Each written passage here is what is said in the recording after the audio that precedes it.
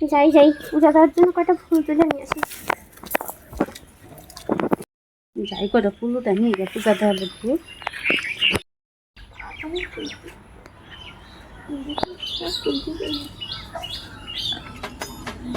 ফুল তুলতেছ?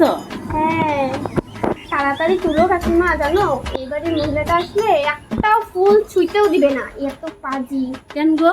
বাজে একেবারে মুখ করতেই থাকে করতেই থাকে। হ্যাঁ মহিলাটা তুমি চিনো? না বাজি না আমি মানুষের কাছে বলছি, খুব একেবারে বাজে বলে ফুল তুলতে জানে, এই জন্য নাই দেখা তুলতে। তাই নাকি? তুমি মহিলাটা চিনো? চিনো না?